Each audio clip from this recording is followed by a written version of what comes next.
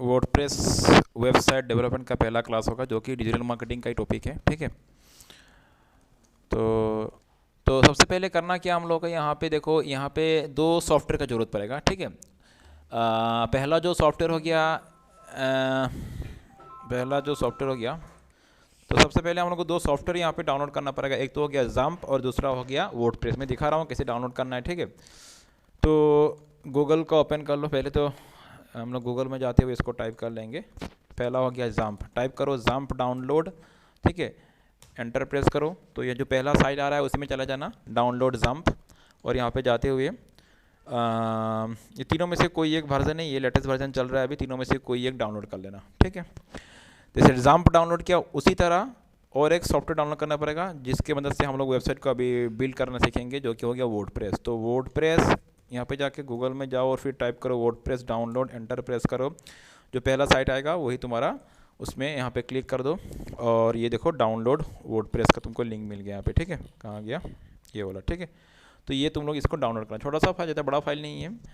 एक बार डाउनलोड करने के बाद सेकेंड स्टेप क्या होगा, जो जंप सॉफ्टवेयर है उसको इंस्टॉल करना पड़ेगा। ठीक है, तो जंप सॉफ्टवेयर इंस्टॉल करने का तरीका क्या है, कुछ नहीं है, जो तुमने जंप सॉफ्टवेयर डाउनलोड किया उसको जाके जस्ट, जैसे मेरा तो ऑलरेडी डाउनलोड इंस्टॉल किया हुआ है, ये जो जंप है इसको जस्ट डबल क्लिक करते हुए नेक्स्ट कर दो, ये इंस्टॉल हो जाएगा। एकदम आसान है ये। ठीक है, वंस जंप डाउनलोड करने के बाद उसको इंस्टॉल करना है। इंस्टॉल करने के बाद तुम लोग को करना क्या है, ये जो जंप है इसको लॉन्च करना है। तो कैसे लॉन्च करना है, सर्च करो जाके जंप, जस्ट जंप टाइप कर दो, आ जाएगा जंप कंट्रोल पैनल, ऐसे आएगा। ठीक है, तो यहाँ पे क्लिक करो और क्लिक करने के बाद जो पहला दो सर्विस तुमको दिख रहा है, मॉड्यूल सर्विस, यहाँ पे अपाची एंड माइस्क्यूएल, ये दोनों सर्विस को स्टार्ट कर देना है। ये दोनों सर्विस को मैंने यहाँ पे अभी फ़िलहाल स्टार्ट कर दिया। ठीक है, तो ये काम करना पड़ेगा और उसके बाद इसको मिनिमाइज़ कर लो। ठीक है ना, इसको मैंने मिनिमाइज़ कर दिया, इसको क्लोज मत करना है। नेक्स्ट स्टेप क्या होगा, जो हम लोगों ने वर्डप्रेस डाउनलोड किया था वो जिप फाइल में आएगा, जिप मोड में आएगा। जैसे मैं फिर से दिखाता हूँ, मेरा यहाँ पे डाउनलोड किया हुआ है जो कि ये होगा, इस तरह से जिप मोड में होगा। इसको यहाँ से कॉपी कर लो। ठीक है, और सी ड्राइव में जाओ, यहाँ पे एक फ़ोल्डर मिलेगा जंप, जो कि ऑलरेडी क्रिएट हो जाएगा, मैन्युअली इसको क्रिएट मत करना। जंप सॉफ्टवेयर को इंस्टॉल करते ही ये फ़ोल्डर क्रिएट हो जाएगा।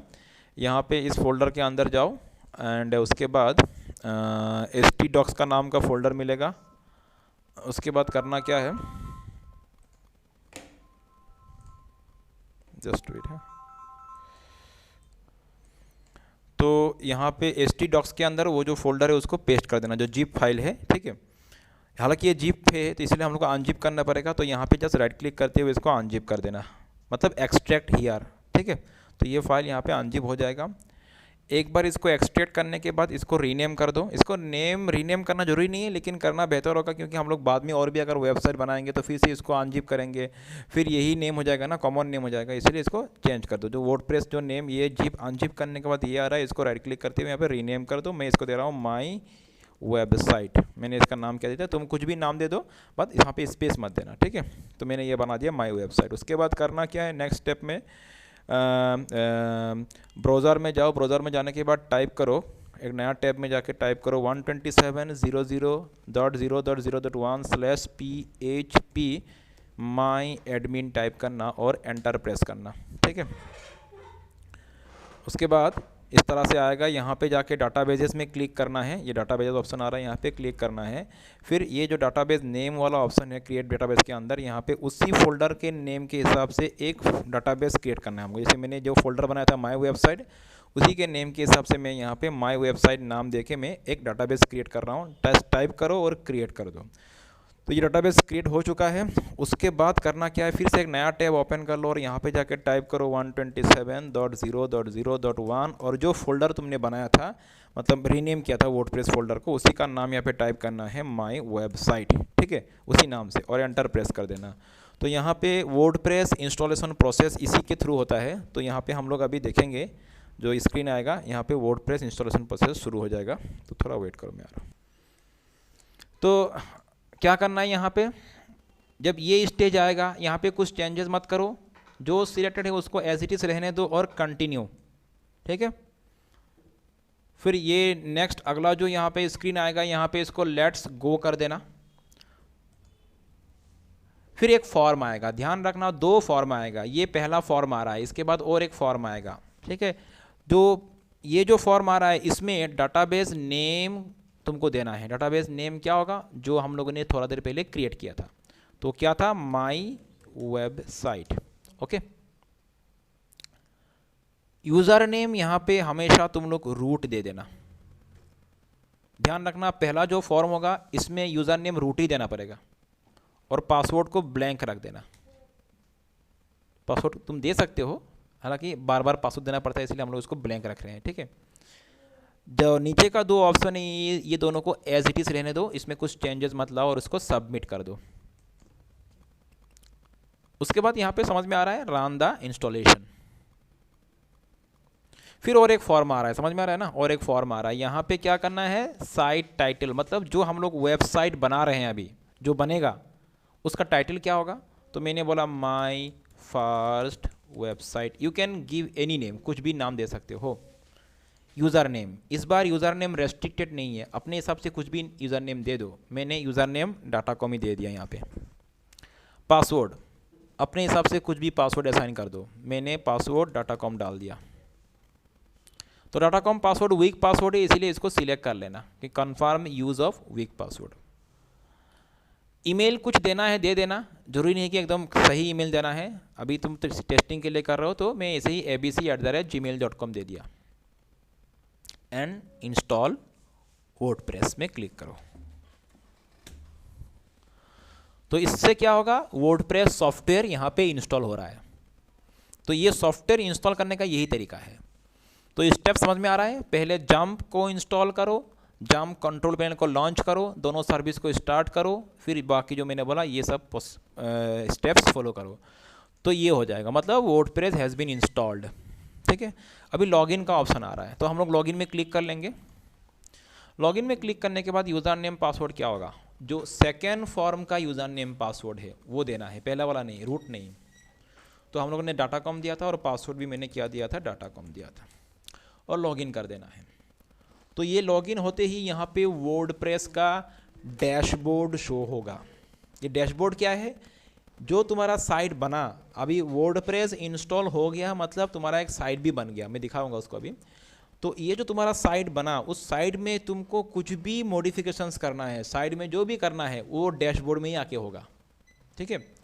और साइट को अभी वो तुम्हारा जो वेबसाइट बन गया वो कैसे दिखेगा, उसको दिखने के लिए ये जस्ट ये वाला पार्ट, मतलब फिर से एक नया टैब में जाओ और टाइप करो 127.0.0.1 और वो फोल्डर का नेम, और इसको एंटर प्रेस करो, ये तुम्हारा साइट बन चुका है। ये ऑटोमेटिक क्रिएट हो गया, वर्डप्रेस इंस्टॉल होते ही ये साइट बन चुका है, और ये डिफ़ॉल्ट साइट है, ये डिफ़ॉल्ट है, इसको हम लोग चेंज करेंगे। तो इसमें कुछ भी मॉडिफिकेशंस लाना है, चेंज लाना है, तो तुमको कहाँ जाना पड़ेगा, डैशबोर्ड में। समझ लो ये डैशबोर्ड मैंने क्लोज कर दिया, समझ लो तुम कल, अभी तुमने इसको क्लोज कर दिया, कल फिर तुम इसको ओपन कर रहे हो, तुमको डैशबोर्ड फिर से चाहिए अभी, तो डैशबोर्ड में तुम कैसे जाओगे अभी।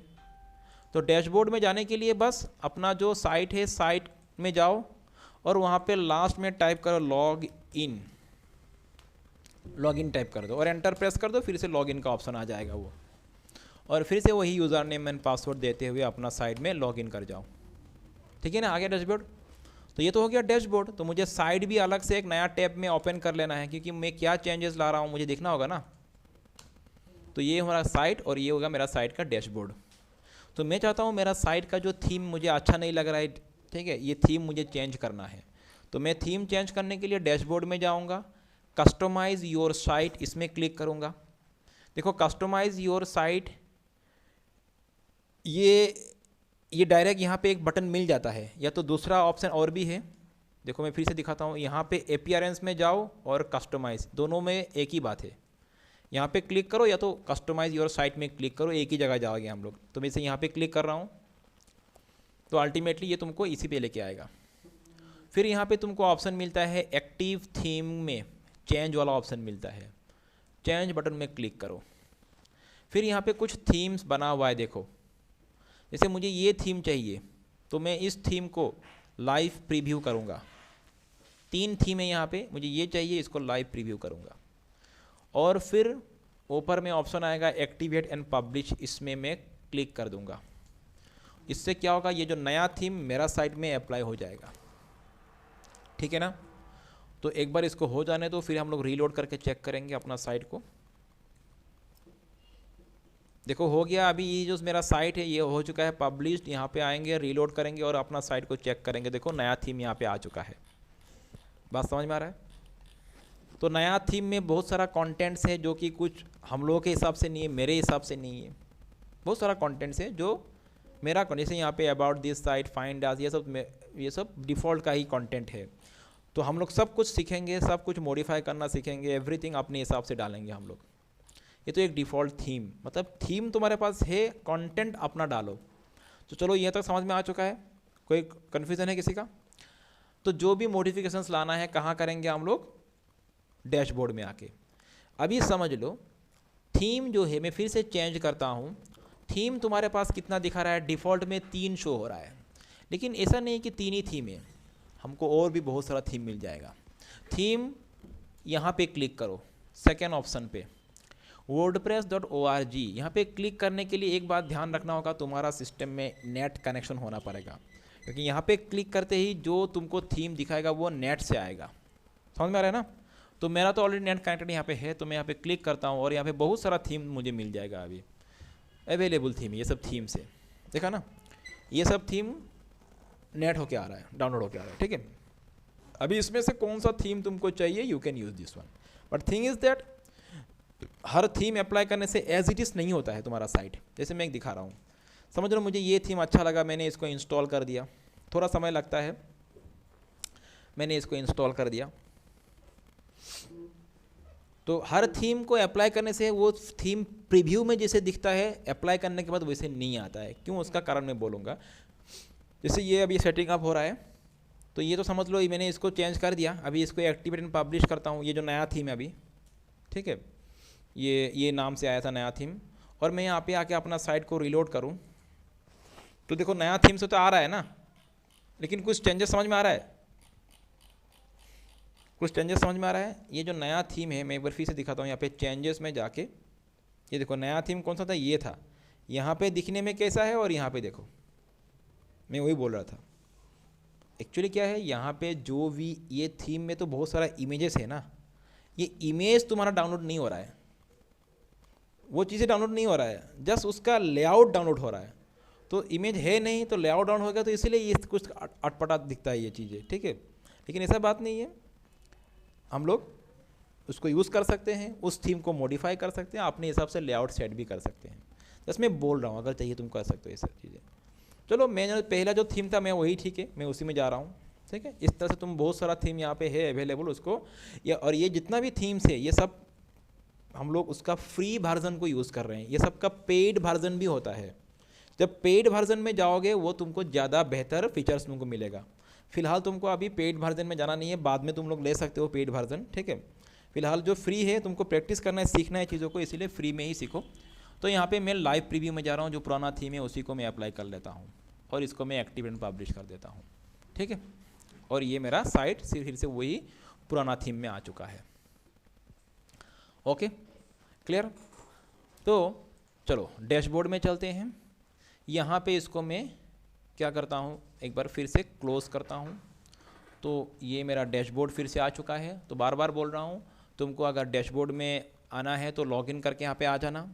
डैशबोर्ड में आने के बाद अभी हम लोग अपकमिंग क्लासेस में ये सब को एक एक करके समझेंगे, ये सब का यूज़ क्या है, काम क्या, और ये सब की मदद से हम लोग अपना साइट को कैसे मॉडिफाई कर सकते हैं। कस्टमाइज़ योर साइट में फिर से मैं जा रहा हूँ और यहाँ पे जा कर के हम लोग बहुत सारा चीज़ें डायरेक्टली कर सकते हैं। यहाँ पे कस्टमाइज़ योर साइट में जाओ, तो यहाँ पे अभी पहले तो मैं तुमको कस्टमाइज़ योर साइट में बहुत सारा ऑप्शंस है जिनके मदद से हम लोग डायरेक्ट अपना वेबसाइट जो है उसमें मॉडिफिकेशंस चेंजेस ला सकते हैं। मैं 2-3 करके दिखाता हूँ। सबसे पहले ऊपर में देखो यहाँ पे क्या लिखा हुआ आ रहा है, साइट आइडेंटिटी, ठीक है।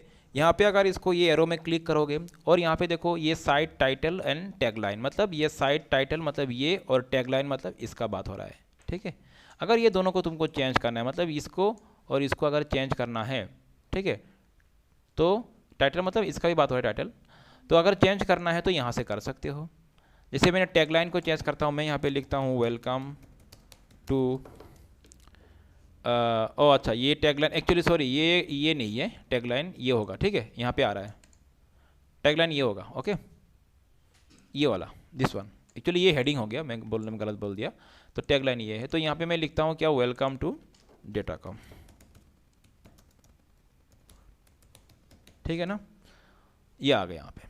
और उसके बाद अगर टाइटल चेंज करना है, जैसे मैंने यहाँ पे टाइटल लिख दिया डेटाकॉम IT इंस्टीट्यूट, ठीक है, टाइटल। अभी इसको मैं सेव कर लेता हूँ, उसके बाद देखना तुम लोग, पब्लिश करता हूँ मैं इसको। तो मेरा टाइटल चेंज हो चुका है। यहाँ पे अगर पेज में इसको रीलोड करो, देखो जरा समझ में आ जाएगा। ये देखो डेटाकॉम IT इंस्टीट्यूट, वही टाइटल तुम्हारा यहाँ पे शो हो रहा है। एक्चुअली ये टाइटल है और ये टैगलाइन हो गया, ठीक है ना, क्लियर।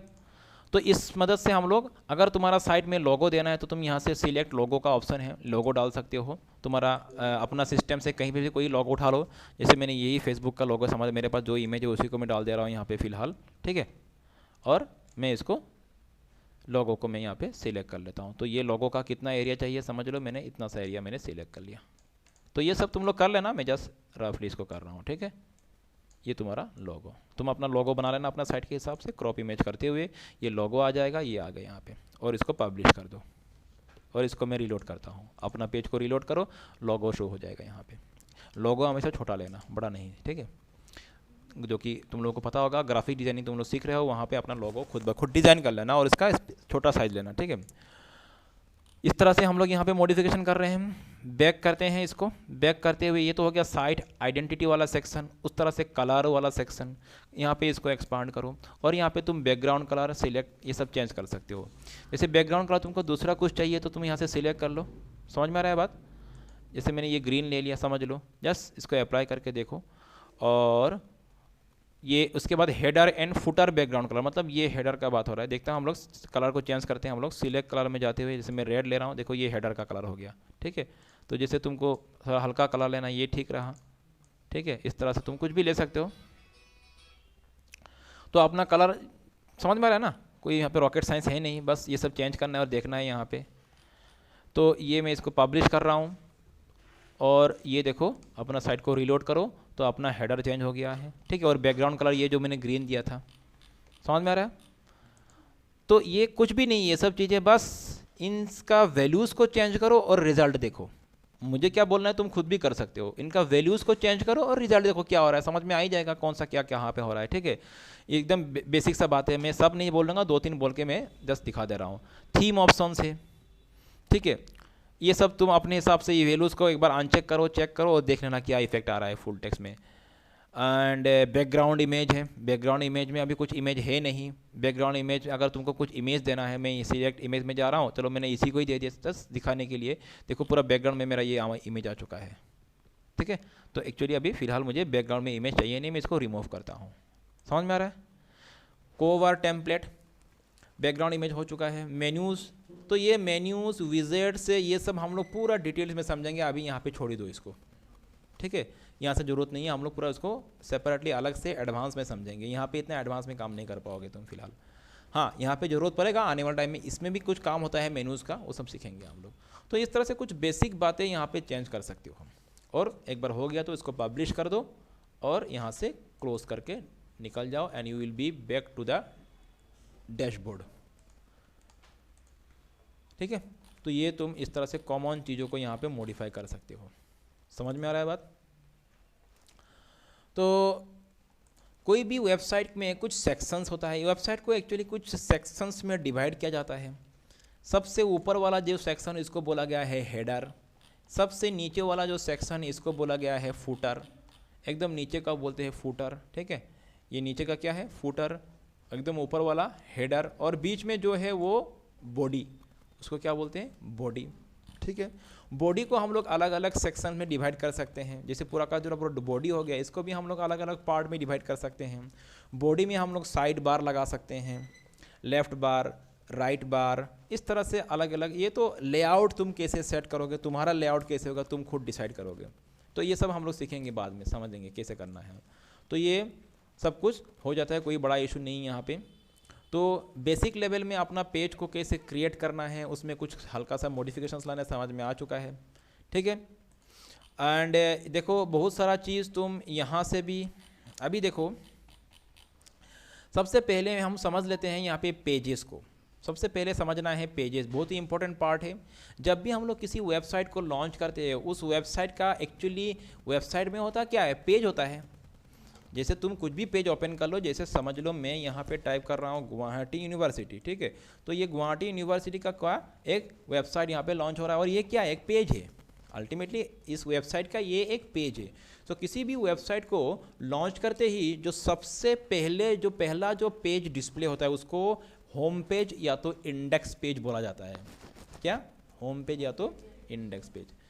मतलब क्योंकि एक वेबसाइट में मल्टीपल पेजेस हो सकता है, जब उस वेबसाइट को तुम लॉन्च करोगे तो कौन सा पेज पहले दिखे, फर्स्ट दिखे, वो उसको बोलते हैं होम पेज या तो इंडेक्स पेज।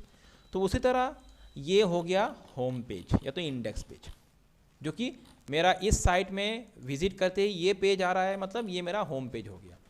कभी कभी ये होता है कि होम या तो इंडेक्स पेज में मल्टीपल पेजेस एक साथ दिखाई देता है, यहाँ पे हो रहा है ऐसा, मैं बाद में समझाऊंगा, उसको भी छोड़ो। तो समझ लो पेजेस, पेजेस का बात समझ में आ रहा है ना।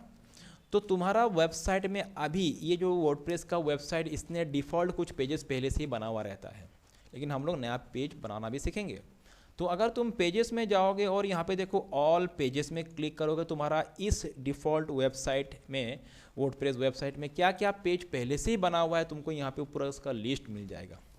जैसे about page, blog page, contact page, ये सब अलग अलग पेजेस हैं, ठीक है। अगर तुम अपना वेबसाइट में जाके मैन्युअली विजिट करो, ऊपर में तुमको वेबसाइट में क्या मिलता है, एकदम ऊपर में वेबसाइट का मेनू मिलता है। ये सब क्या है, मेनू, ऊपर का ये क्या है, मेनू। मेनू आइटम जो है वो किसी पेज को रिफर कर रहा है। जैसे ये होम पेज को, अबाउट जो है क्लिक करोगे तो अबाउट पेज दिखेगा यहाँ पे, ब्लॉग में क्लिक करोगे तो ब्लॉग पेज दिखेगा यहाँ पे, कॉन्टैक्ट में क्लिक करोगे तो कॉन्टैक्ट पेज दिखेगा यहाँ पे। क्लियर, बात समझ में आ रहा है। तो इस तरह से each and every menu item will refer to a page, हर पेज को रिफर करता है। तो तुम्हारे यहाँ पे जितना भी पेजेस है, अगर उसका लिंक मेनू में डाला गया है तो वहीं से तुम उस पेज को विजिट कर सकते हो। ओके, समझ में आ रहा है। तो पेजेस में जाकर तुम अपना कितना पेजेस है वो यहाँ पे चेक कर सकते हो। तो मेरे यहाँ पे अभी बाय डिफ़ॉल्ट में ये मैंने नहीं बनाया, पहले से बना हुआ है हर पेजेस का लिंक, लेकिन यहाँ पे डाला हुआ नहीं है। जैसे तुम दिख रहे हो होम, अबाउट, ब्लॉग, कॉन्टैक्ट, जैसे तुम्हारा मतलब ये अबाउट, ब्लॉग, कॉन्टैक्ट, ये तीनों पेजेस का लिंक वहाँ पे दिया गया है। हो गया, बात समझ में आ रहा है। क्योंकि कुछ कुछ पेजेस का लिंक डायरेक्ट यूज़र को दिखने के लिए नहीं दिया जाता है, उसको रखा जाता है लेकिन नॉट फॉर द यूज़र के लिए।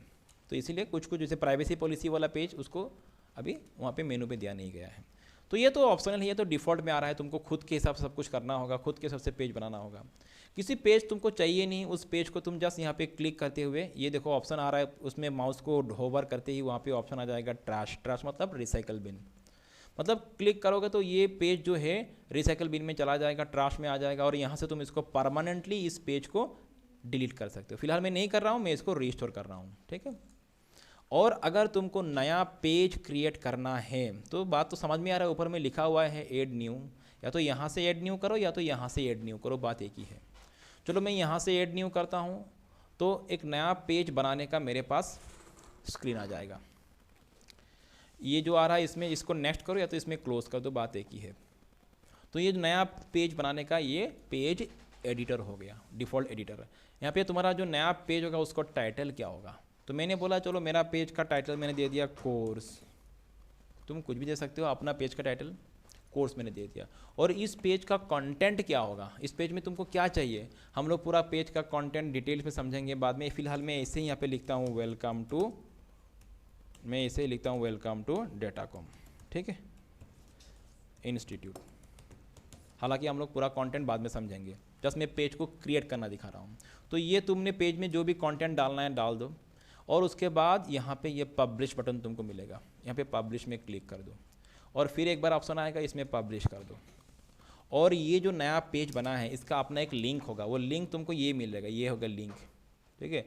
इस लिंक को यहाँ से भी कॉपी कर लो, या तो कॉपी लिंक करो, या तो डायरेक्ट व्यू पेज करो, एक ही बात है। या तो अलग सा एक ये लिंक को कॉपी कर लो, अलग से एक टैब में जाओ और उस लिंक को यहाँ पे पेस्ट करते हुए एंटर प्रेस कर दो। तो जो नया पेज मैंने बनाया है वो यहाँ पे आ चुका है, देखो समझ में आ रहा है। लेकिन जब तुम साइट में जाओगे, जैसे मैं इसको क्लोज कर दिया, जैसे अभी कोई नया यूज़र है, अभी तो मैं डेवलपर हूँ, मुझे पता है, नया कोई यूज़र मेरा साइट को विजिट कर रहा है, तो उस यूज़र को तो पता ही नहीं होगा कि कोर्स नाम से एक पेज है, और मुझे तो उसको दिखाना है कोर्स पेज। तो करना क्या होगा, तुमको उस कोर्स पेज का लिंक कहीं ना कहीं देना होगा ना, होम पेज में देना होगा। अभी मुझे पता है, मैंने तो डायरेक्ट लिंक टाइप कर दिया, लेकिन यूज़र को पता नहीं होगा, तो होम पेज में कहीं ना कहीं तुमको लिंक देना होगा उसका। तो नॉर्मली हम लोग पेजेस का लिंक कहाँ डालते हैं, मेनू में डालते हैं, मेनू में डालते हैं। तो चलो मैं ये दिखा देता हूँ, लेकिन आने वाले क्लास में तुमको मेनू अलग से समझाऊंगा। तो मैं जस्ट अभी के लिए मेनू में वो हो क्या पेज, कोर्स वाला पेज का लिंक डाल के दिखाता हूँ। तो क्या करेंगे हम लोग, डैशबोर्ड में जाएंगे, जो भी करना है डैशबोर्ड में होगा। यहाँ पे इसको बैक कर दो, और यहाँ पे तुम जाओगे अपीयरेंस, फिर मेन्यूज़, यहाँ पे क्लिक करो। अभी टेंशन मत लो, मेनू बाद में समझेंगे आप लोग क्लियरली। फिर ये मेनू स्ट्रक्चर हो गया, मेनू स्ट्रक्चर में ये सब आइटम्स है। मुझे चाहिए इसमें और एक आइटम ऐड करना है जो कि कोर्स पेज है। बस यहाँ पे करना क्या है, देखो कोर्स पेज लेफ्ट साइड में देखो, ये कोर्स पेज का लिंक यहाँ पे शो हो रहा है। बस यहाँ पे क्लिक करो और ऐड टू मेनू कर दो। तो ये स्ट्रक्चर में ये कोर्स वाला आइटम आ चुका है, और सेव मेनू कर दो। मेनू मैंने सेव कर दिया। अभी पेज को जाकर रीलोड करो, देखो यहाँ पे मेनू वाला कोर्स वाला ऑप्शन आ गया। अभी यहाँ पे तुम क्लिक करो, वही कोर्स पेज ओपन हो चुका है। बात समझ में आ रहा है।